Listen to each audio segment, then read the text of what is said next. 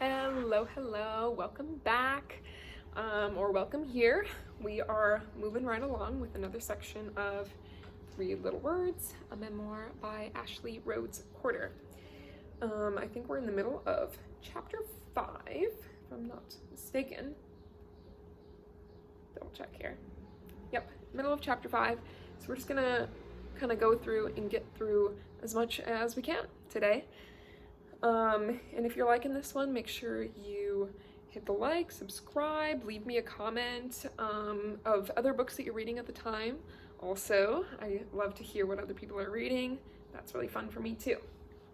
But without any further ado, oh, and I also wanted to say, like, if the speed of the video isn't to your liking, you can always adjust it in the settings. Some people like it a little faster, a little slower, so that is totally up to you. But let's get right into it. We are on page 75, and it's with one of these little page breaks. This particular visit with my mother is encased in my mind like a scene in a snow dome. The door opened and I saw her silhouetted in the window light. I ran into her arms, claimed her lap, and forgot about Mrs. Moss, who hovered in the corner. A raw sunburn blotched my shoulders. She examined the red dots that mottled my limbs. Since we spent so much of the day outside, we were covered in bug bites. My sensitive skin reacted to every nibble. My mother fretted over each blemish, sending accusatory glances in my foster mother's direction. Luke sidled up to her and showed off his bruised arm. Ashley did this to me at the beach. Our mother did not seem concerned. She didn't mean it, did you, Ashley? No, I mumbled. My mother's latest boyfriend distracted Luke while she gave me a bracelet, a packet of crayons, and a coloring book. I started coloring while Mr. Ferris discussed some papers that his predecessor, Clayton Hooper, had sent my mother in May. I'm working on everything he asked me to do, my mother said with a self-righteous attitude. Are you in rehab? Mrs. Moss probed. I've been clean for a long time, she insisted, and anyway, I can't afford it. What about the parenting class? Mr. Ferris asked. Yeah, sure, she agreed absent-mindedly. I have referrals for housing and employment. She nodded, but Mr. Ferris became impatient. If you're serious, you've got to get cracking on these tasks. My mother turned her attention back to me. What would you like me to bring you on my next visit? She asked. I am dying for an easy-bake oven, I said passionately, and a tea set. What would you like, Luke? Mr. Ferris asked to make certain he was included. A helicopter that really flies. He zoomed back and forth. Well, we'll see, my mother answered. I could not tell what annoyed her more, Luke's buzzing around the room, Mr. Ferris's prompting, or Mrs. Moss's interference. My mother kissed my neck, and I lavished her with the hugs I reserved only for her. Once more, she promised to be back soon. I held onto her hand and did not want to let go. She uncurled my fingers and stepped back slightly. Love you, sunshine, she said, as I was tugged away by Mrs. Moss. The night after my visit, Chelsea, Ricky, and Melissa's daughter, cussed, and Mrs. Moss forced her granddaughter to drink hot sauce. I'm tellin', she screamed, and ran from the house back to her own trailer. I did not think much of it until 2 days later, when summer school had resumed after the long holiday weekend. 2 men arrived shortly after the school bus had brought the older kids home. We wore ordinary clothes, the other was in uniform. One wore ordinary clothes, excuse me. I waited outside while they called Chelsea in the trailer first. She came out looking defiant and said, I told them that Grandma hit you with a spoon and that she made me taste hot sauce when I didn't want to. She grinned. I also said we're supposed to tell good things, supposed to tell the good things that happen when people visit. She looked so pleased with herself that I was not too worried when it was my turn to be questioned inside. A man named Mr. Cull asked me to sit at the table in the kitchen area. Whatever you say will be confidential, he told me softly. We're here to protect you and the other children. I dared not glance over to where Mr. Moss and Melissa were sitting in the living room, but I knew they were close enough to overhear every word. Do you know the difference between a truth and a lie? The officer asked. I nodded. Can you tell me what happened? After I answered his questions, he asked, Does anything hurt? I pointed to the sore inside my right cheek. You can go now, the officer said.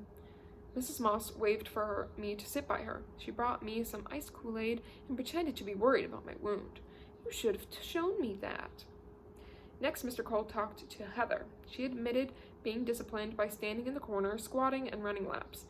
She said Mrs. Moss had not paddled her, although she had put hot sauce in her mouth. Her brother Gordon revealed that he had lived with the Mosses for 18 months now and liked this home better than the others. "Are you punished much?" Mr. Cole asked. Gordon shook his head. "Not ever." He admitted he sometimes had to run laps and squat. When pressed further, he confessed that he had been forced to swallow hot sauce and pepper. "Why do you get those punishments?" "Because I say a lot of bad words." I was so close to Mrs. Moss, I could hear her teeth grinding. When it was Toby's turn, his lips formed a rubber band grin. "I like it here," he said, loud enough for anyone within 10 feet of the trailer to hear. "Do you get punished when you are naughty?" Mr. Cole asked. The smile remained pasted in place. "Sometimes I stand in the corner." "Anything else?" Mr. Cole prompted. "I ran laps with the other kids, or squat." "For how long?" 5 or 10 minutes? Came out more as a question than an answer. "Have you ever been paddled?" Toby shook his head. "Given hot sauce?" "Maybe one little mouthful if I cuss." "Who gives it to you?" "Mrs. Moss," he mumbled. "When was the last time you got hot sauce?" "The day before yesterday." "What kind is it?" Toby pointed to the crystal bottle on the table. Mitchell claimed the Moss's home was better than some of his previous foster placements, yet he confirmed that he had to squat and run laps. He denied that the Mosses ever spanked him and claimed they never gave him hot sauce, only black pepper. Mandy whispered that she had only run laps twice and that they had never forced her to squat. "What about hot sauce?" She shook her head. "Did anyone else get hot sauce?" I'm not sure," she stammered. Luke kept bobbing his head and shouted, "Nope," to every question he was asked. "Were you forced to drink hot sauce or swallow pepper?" "Nope, I ate it on my own." He glanced over for my approval. Mr. Cole asked Mrs. Moss if Claire could speak. "Sure, she's smart for her age." The investigator asked the toddler if she liked it there, and she said, "Yeth." Her endearing lisp tore into me like a dull saw. Unexpectedly, I burst into tears. Mr. Cole asked, "What's wrong?" Mrs. Moss elbowed me. I looked up. Her glacial eyes made me shiver. "Ashley has something to say to you." At first, I did not understand her scheme, so she prompted me. "You wanted to tell them that you exaggerated, right?" "I guess," I said slowly, as I tried to puzzle out what would happen if I stuck with the truth. If the men did not take me away that afternoon, I would get an even worse punishment than I had before. "It's okay," the deputy urged. "Just tell us what happened." It didn't happen the way I said it did." "You weren't hit?" the deputy asked. I shook my head. Tears flew in every direction, not because I was sad, but because I was outraged that nobody was ever going to see through that woman's manipulations. "Then what did happen?" the deputy asked sternly. I just fell," I said between sobs. "It was an accident." "This one tells stories," Mrs. Moss said between pursed lips. "Been through a lot of trauma, saw her grandfather shot." I was furious that she was twisting my story to save her skin, but now she had caught me in her trap. Mr. Cole checked the inside of my cheek again. "This needs medical attention," he said to Mrs. Moss. "Shall I transport her to the doctor now, or will you?" "I'd be happy to," she replied. We left for the doctor as soon as the investigator was finished. Even though Mrs. Moss had outsmarted me at her house, I was confident that a doctor would detect the truth. When I went in the examining room, Mrs. Moss trailed behind. She fussed like a concerned mother. She fell down the stairs and bit the inside of her mouth. I think it got infected. I thought, this doctor is smart. There's no way that he will fall for that old line. He peered in my ears, waved a light in front of my eyes, and then examined my mouth. "You're not brushing very well, young lady, and that can lead to sores and infections." I was stunned that he was not more suspicious. The doctor wrote on his pad, fell down, and bit the right side inside mouth. Next, he gave Mrs. Moss instructions about gargling with warm salt water, and that was it. That evening, Mrs. Moss prepared her infamous sour broccoli soup, which she made from half-rotten vegetables that she got from a man who delivered crates of supermarket discards. I asked to skip dinner because my mouth hurt. "You still have to gargle," Mrs. Moss reminded me. She fixed a glass of hot salt water. "Chelsea, take her into the bathroom and make sure she does it properly." The minute I took a swig of the mixture, my mouth burned even worse than it had with the hot sauce. "Ow!" I spit it out, spraying the mirror. "Grandma, Ashley's making a mess in here," Chelsea called. I emptied half the glass in the sink, and she's pouring it down the sink. Mrs. Moss rushed into the room, pushing Chelsea aside. She clutched the glass in one hand and held my head back with the other. "Doctor's orders," she said, and dumped some water down my throat. I coughed and sputtered, and then she made me swish what was left in the glass. Again I choked, and this time I sprayed her leg. Her face puffed, and her talon-like fingernails gripped my shoulders. The sharp edges of several rings grazed my flesh. Mrs. Moss steered me into the kitchen, grabbed the hot sauce bottle, and dribbled some in my mouth. She held my cheeks together, pressing the tender spot with her thumb. "Bet salt water's looking better and better," she said. When she released me, I ran into the bathroom and rinsed and rinsed and rinsed, but the pain only became worse and worse and worse. And that's the end of chapter 5. This awful lady. Hope she gets out. Page 82, chapter 6. Nobody listens. At that point, I had been in that hateful house for only 6 weeks. I'm sure I would have been safer with my mother or almost anyone else. Excuse me. In the meantime, I was determined not to be the center of Marjorie Moss's sadistic attention, although I could never tell what might spark her rage. A door slam or a sentence that did not end in ma'am could make her furious. There were times when so many children were in so many corners that I would have to hunt for a space for my own punishment. The worst offenders had to wear smelly trash cans over their heads. Some of the kids had bedwetting problems, but I had been dry for years until I woke one morning to Heather making gagging sounds. "What stinks?" She sniffed our bunks for the new smell. "Ashley, you pissed your bed." "There's no way." I started to protest, but shut up as I rolled over on a cold, damp spot. Mrs. Moss caught me stripping my linens. "What's going on here?"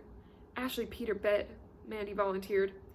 "You know we don't change the sheets but once a month. You'll have to sleep in that bed as your punishment." A few days later, I realized I had done it again. "I've never wet before," I insisted when Mrs. Moss found out. Mrs. Moss made me put on one of Claire's diapers. "Now go outside and tell everyone. I am a disgusting pig and I pissed myself." "I am not supposed to say that word." "You say exactly what I told you. Then maybe you'll stop acting like a pissing baby." Frozen, I stood on the trailer's stoop. Mrs. Moss yelled at me through the door. "Go to the boys first, then back to the girls' side and do what I said." I was barefoot and the patio was hot, so I hurried to where the boys were swatting a beach ball with some branches. "I'm a disgusting pig who pissed myself." Toby stopped in mid-swing and gaped. Mitchell started to laugh, but one look from Toby shut him up. I proceeded to the girls' side. Heather giggled. "Aw, you look so cute." Mandy said, "Go back inside." Her voice wobbled as if she was about to cry. One minute the kids would turn on one another, other times we would rally because we knew what it felt like to be the victim of the day. Unfortunately, Luke never learned to lie low. A favorite trick of his was putting the timeout trash can on his head, then blindly knocking into walls. If he had to stand in the corner, he would jump up and down, making farting noises to keep turning around until the time increased. He was trapped in a cycle of acting out and punishment. We got so dirty playing outside all day that we bathed nightly. After filling the tub with no more than 6 inches of water, Mandy and I bathed the babies. Then it progressed until the oldest was finished. With everyone sharing the same water, I didn't mind washing a little boy named Brandon, because he never fussed. One night I removed his diaper while he held the tub's rim. As I lifted him into the water, something slippery slipped down my leg. When I realized what had happened, I giggled. "What's going on?" Mrs. Moss called from the living room. "Brandon peed all over me." Mrs. Moss began to laugh. It was our first humorous interaction. For that brief second, I thought she was starting to like me. Warm water often caused Claire to have a bowel movement, yet no matter how gross the water, Mandy and I would still have to get in it later. If the stools were firm, I could usually fish them out with a cup and flush them down the toilet. But I never knew if the babies peed, if the meager layer of bath water was filthy. I would try to get away with a quick rinse, but if Mrs. Moss did not think I had washed myself thoroughly, she dragged me back into the bath and scrubbed me so hard with a bristle brush that it sometimes scraped off my skin. This is so horrible. Luke hated baths. When he refused to get in the tub, Mrs. Moss would wash him roughly with a cloth, pour shampoo on his head, and then dunk him to rinse it off. The more he sputtered, the longer she held him under. I could not see what was happening, but I heard him screaming in terror. At the end of July, Miles Ferris visited Luke and me at the Moss home. We wore our best clothes, and Mrs. Moss shooed the others outside. Mr. Ferris gave us gifts from our mother, including candy, school clothing, and supplies, plus backpacks. I've enrolled Luke in Head Start, Mrs. Moss said, sounding like the most responsible parent ever. He could use the extra attention. Mr. Ferris gestured toward me. She's my big helper. He raised his eyebrows so high and looked startled. Any issues? All children have their moments. I was relieved that she did not mention that I now wet my bed nightly. They talked over our heads as though we could not comprehend their shorthand, but I heard enough to figure out that my mother had not fulfilled the requirements to get us back yet. Adele had called to tell Mr. Ferris that my mother was on the street. Mrs. Moss sighed in a way that made me worry that my mother did not have a place to live. She still wants the girl, he said. Mrs. Moss pretended to be concerned about our future. What about the boy? Those relatives of his expect me to start the paperwork all over.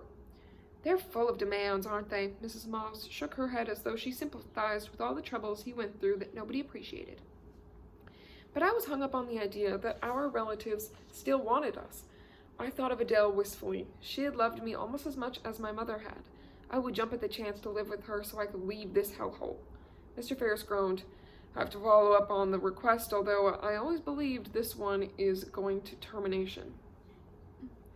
At the time, the word was meaningless to me, but termination of parental rights, usually abbreviated as TPR in the system, is a huge transition in a child's life.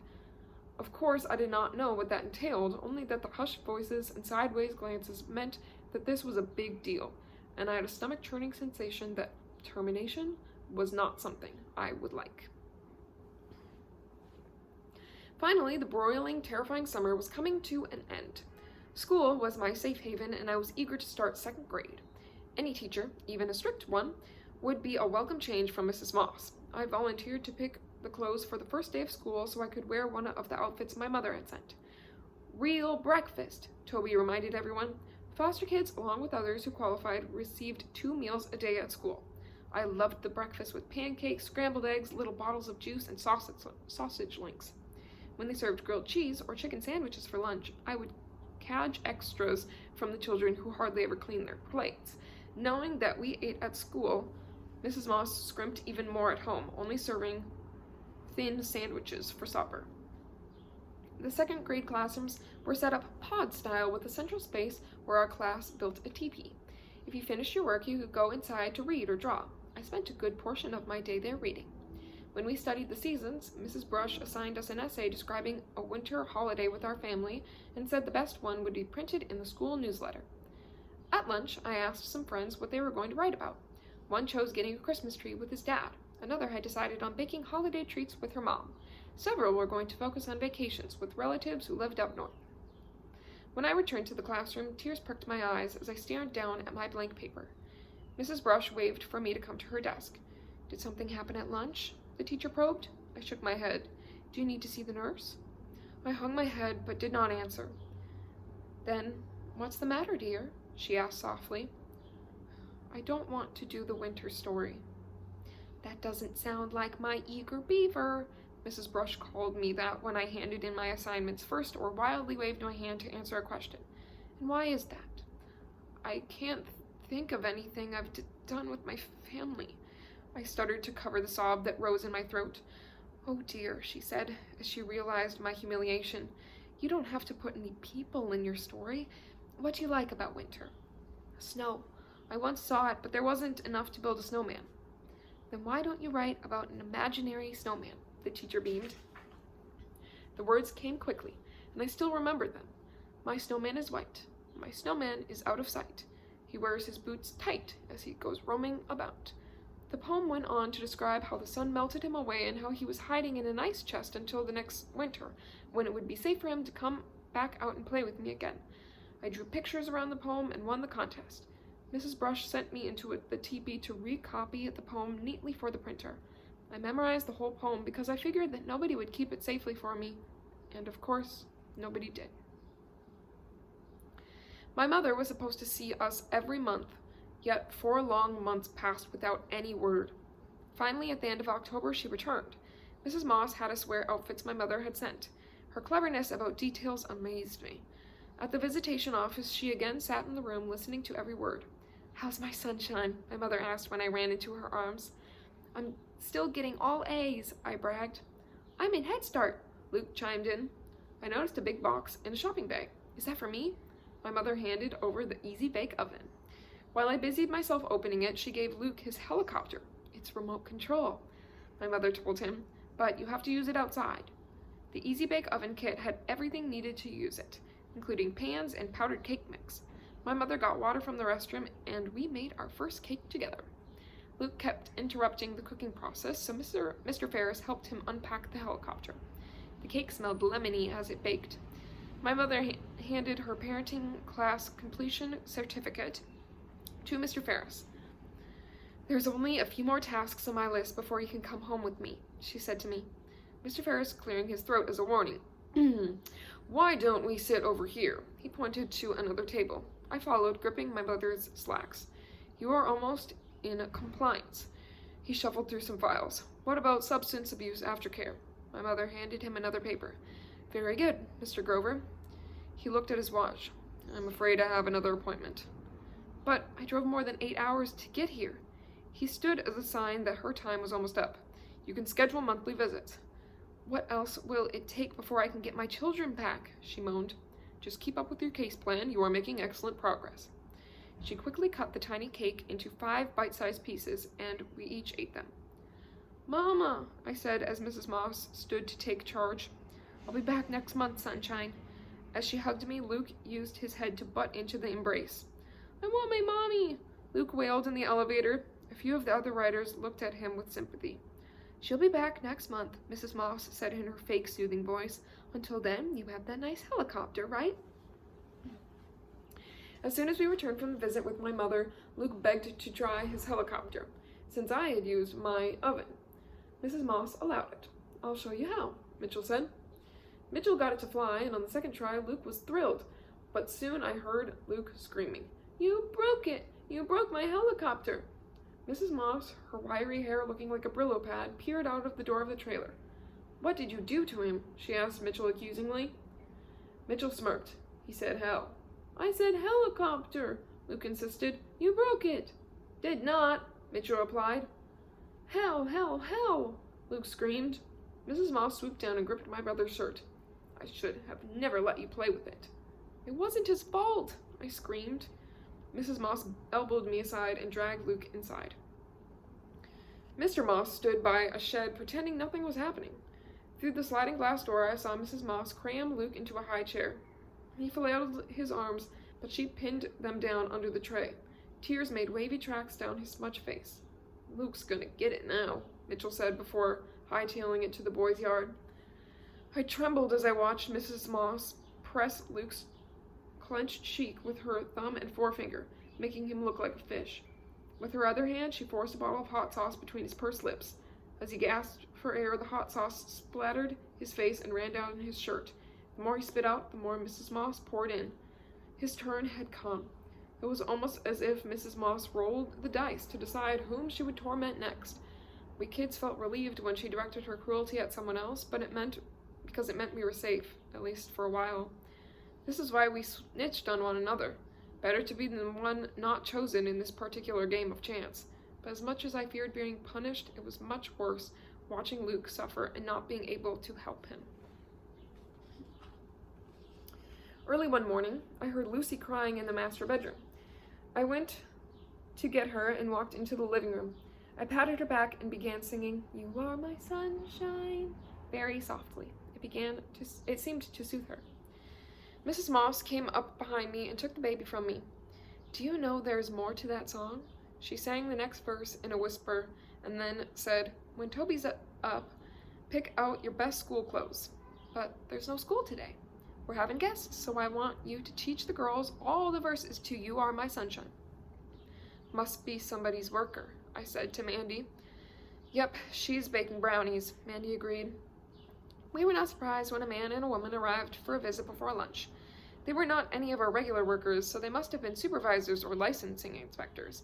I kicked a stone across the flagstone patio while Mrs. Moss served coffee and brownies. "I am not going to sing that stupid song." Mandy was taken aback. "What's your problem?" If it wasn't for you, we'd be with our parents. Mandy clenched her fingers. What did I do? You didn't tell them the truth about what happens here. She started to cry. Nobody else wants us, and if we leave, they'll split me and Toby up. What could I say? Luke and I had been apart more than we had been together, but at least we saw our mother.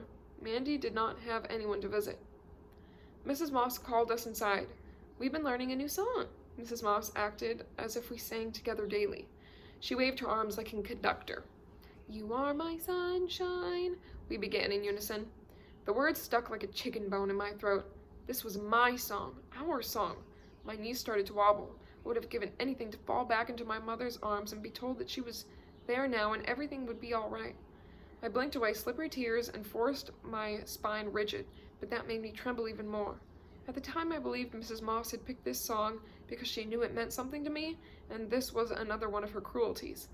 I began to chew a hangnail to suppress my fury, but I stopped when I realized it wouldn't look like I was singing. Surely Mrs. Moss would punish me if she thought I was ruining her little show. So I forced myself to mouth the words, using the rest of my energy to hold back angry sobs.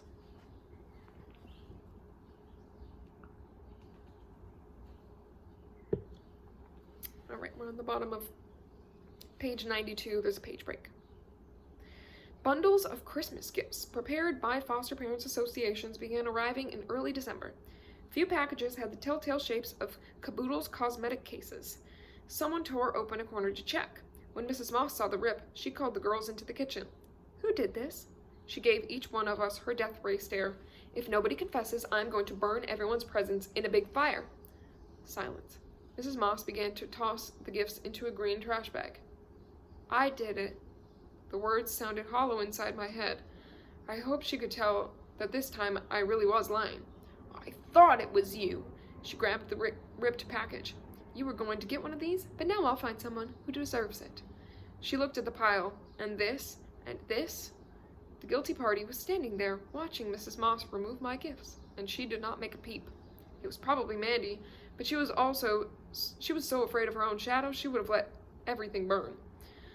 On Christmas morning, Mandy received her Caboodle's kit and a lot more gifts than I did. There were some new clothes, and we both got Barbie dolls that Mrs. Moss allowed us to keep in the house, but we had to let the little girls play with them too. By New Year's, Claire had ripped the head off Mandy's doll, so Mandy confiscated mine. Do you like living with the Mosses? My teacher asked after Christmas vacation. I guess so. She nodded. Would you please go to the guidance office? They need some help with your brother. When I got there, Luke was crying. He was filthier than usual, with dirt encrusted on his face and wringing his scalp. He also smelled like poop.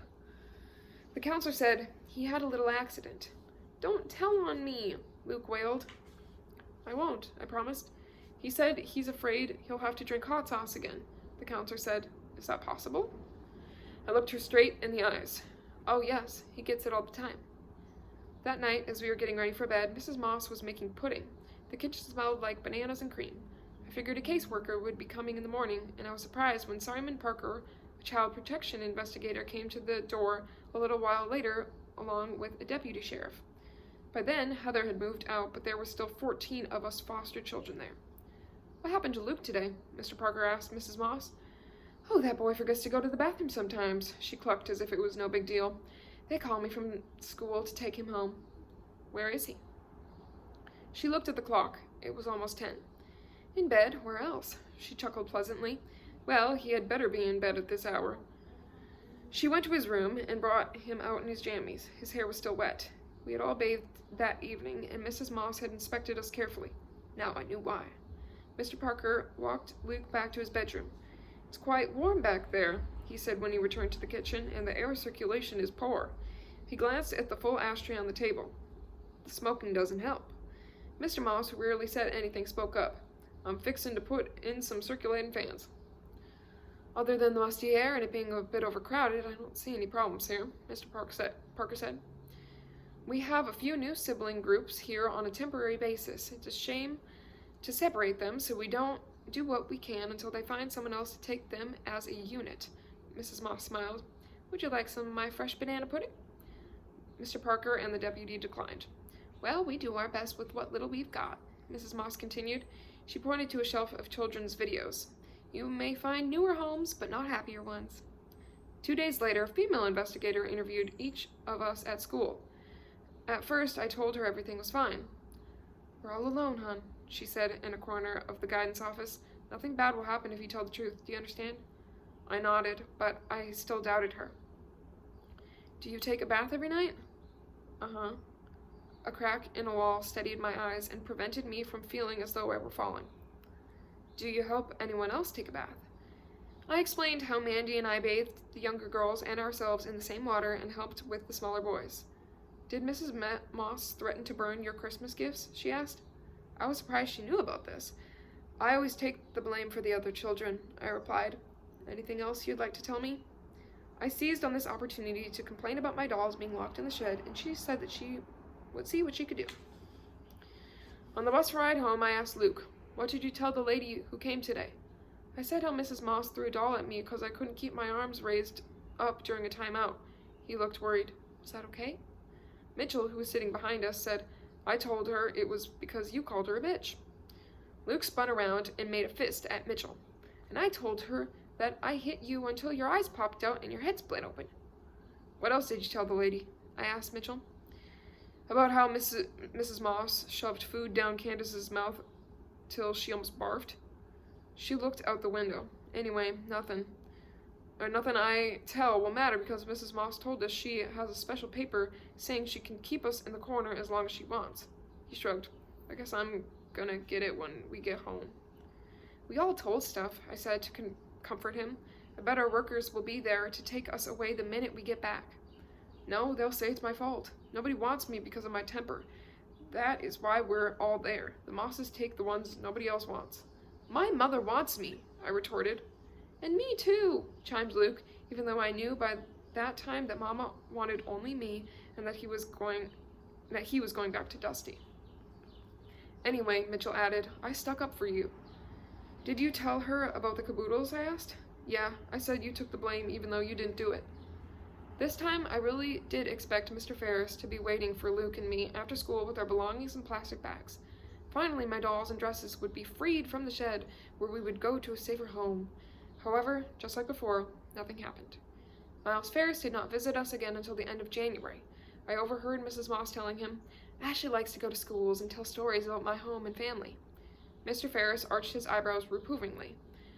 She apparently took this as a sign that he was on her side and grumbled, I don't know how much more I can take from that girl. I was surprised when he showed up again the next week because he usually came only every few months. The next visit was brief. On the way out the door, he bent close to my ear. You be good now and don't make any waves. 2 weeks later, we celebrated Valentine's Day at school. A few mothers brought cupcakes and passed out heart-shaped candies with sayings printed on them. I had saved my biggest Valentine, the one we were supposed to take home to our mothers, and gave it to my teacher, Mrs. Brush. She pinned it to the bulletin board. I had no idea that was to be my last week in her class. When I returned from school on Friday, I found Miles Ferris waiting for me. This time, my belongings were stuffed into a plastic sack. Here, I'll take that. Mr. Ferris lifted my backpack. I started for the bedroom, but Mrs. Moss stopped me. I packed everything. You've got your toothbrush, underwear, shoes, and all your clothes. What about the outfits my mother sent? I asked tentatively. Of course, she claimed. What about my dresses with the hoop? It don't fit you no more. I appealed to Mr. Ferris. Did you get my precious moment sleeping bag? She gave me everything. He pushed me toward the car. As I watched, he put my backpack and one meager garbage sack into the trunk. He did not have anything from the shed. What about my dolls and my easy-bake oven? I started to panic. Mr. Ferris rolled his eyes toward Mrs. Moss. She has a big imagination, Mrs. Moss stated. You saw the oven when my mother visited me, I said vehemently. He was more interested in getting me into the car than dealing with my protests. Where's Luke? You'll have visits, Mr. Ferris said in a flat voice. He buckled me in. Please, I need my dolls, my stuff in the shed, I begged. I'll get them later, he said to mollify me, then slammed the door. As we pulled out of the driveway, I heard a shattering sound inside my head, as if a glass had broken between my ears. My school, Mrs. Brush, my friends, Mandy and Toby, little Claire, Lily and Katie, and Luke. I was escaping, but he was left behind. He needed me to warn him, to protect him, to comfort him. And yet, I felt as worthless as the junk in my trash bag. Once again, I was the one being tossed out and thrown away. That's the end of chapter 6. Go on just a little longer. This is chapter 7. Orphan by Decree. Are you taking me to my mother? I asked Miles Ferris as he drove. He kept his eyes on the road and did not reply. Why isn't Luke coming with us? Still no answer. Why don't you ever say anything? I snapped. And why don't you ever tell the truth, young lady? He spit back. The Mosses run one of our finest foster homes, and you were trying to ruin it for everyone. My head exploded with a kaleidoscope of colors. For a second, my mother's face radiated sunshine yellow, then it flared into orange, and then bright burning red, the color of fire, the color of hate, the color of my hair. I was a fire child, a furious child, my gut clamped over a molten core radiating my hostility.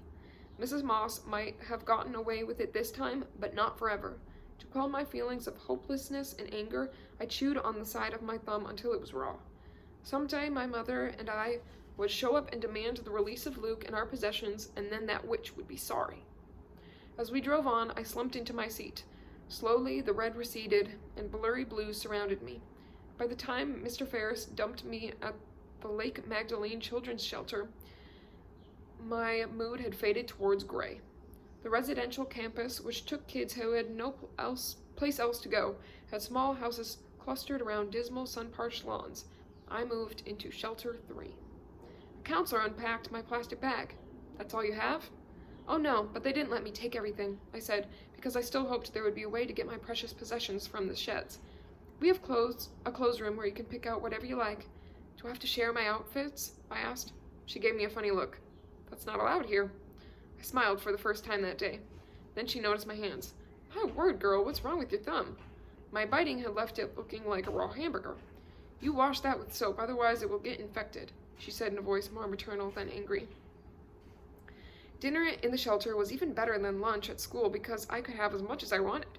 Best of all, New York. Best of all, the beds had clean sheets with a fresh floral smell, and the air was deliciously cool.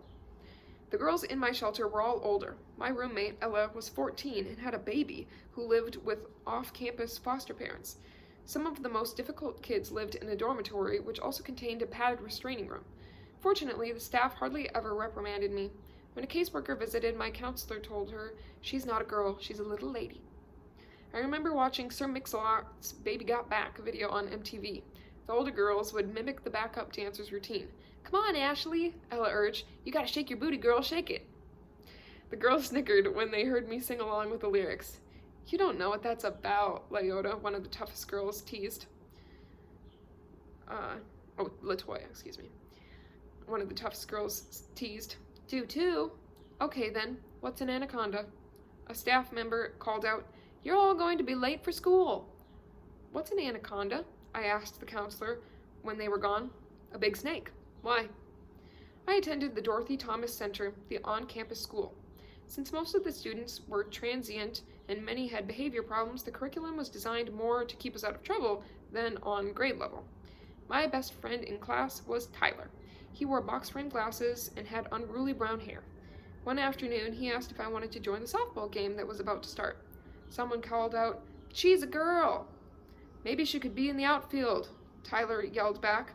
"I'm a really good pitcher," I bragged. "Oh yeah? Prove it." A lanky boy turned, spit in the sand, and then tossed me a ball. After a few hard throws and catches, they decided I knew what I was doing, but I did not have a glove. When it was my turn to pitch, Tyler, who was on the other team, came up to bat. I threw the ball a little softer so he was sure to get a good hit. Wham! The ball flew straight back at me. I caught it barehanded, then dropped it like a hot potato. I jumped up and down, holding my hand. My left pinky angled to one side. "I'm sorry," Tyler said. "I didn't mean it." The nurse told me to ice it and it would be fine. It hurt for several weeks. It still sticks out at an unnatural angle and has a bump on the bone. It probably had been broken and should have been set. Tyler and I wrote notes to each other, and I kept his replies under my pillow. One night, I dreamed that I came to school and found his tray empty. The teacher told me he had left, and I could not believe he had not said goodbye.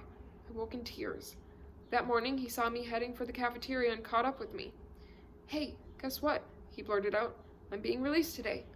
Released to what? I asked. I'm going home. My bad dream had come true. After that, I tried to force myself to dream that I was being released to my mother.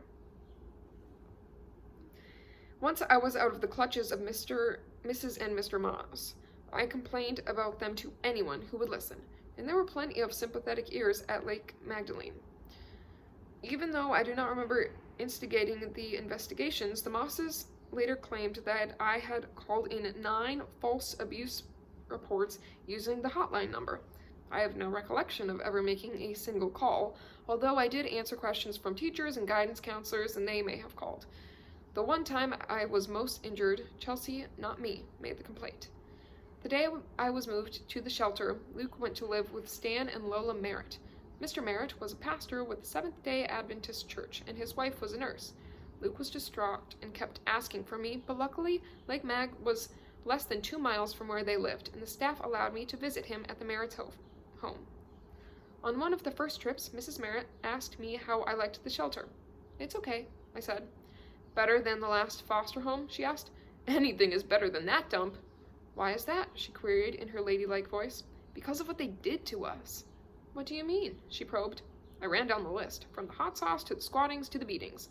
One time, Mrs. Moss pulled me off my top bunk by the hair, and a bunch of it was yanked out by the roots. Then she kicked me while I was on the floor. Why would she do that? I covered my face with my hands because I did not want to mention my bedwetting, which had stopped immediately after I left the Moss home. Mrs. Merritt did not press me. Did they hurt Luke too? He got it worse because he didn't follow the rules. Luke had told her similar stories, but she had not known whether to believe him. A few nights later, the counselor on duty at the shelter woke me. Somebody wants to talk to you, she said softly. The silhouette of a uniformed police officer loomed in the doorway. My mind raced over the last few days. What had I done that was illegal? I had borrowed a pen from my teacher, although I was certain I had returned it. Was someone else blaming me to save his or her own skin? Hi, the officer said. What's your name? I was too sleepy to find a distant focal point. Yawning, I answered his questions about my date of birth and grade in school. How long have you been at Lake Mag? A few weeks, I said, still trying to prod my sleepy brain. Where did you live before this?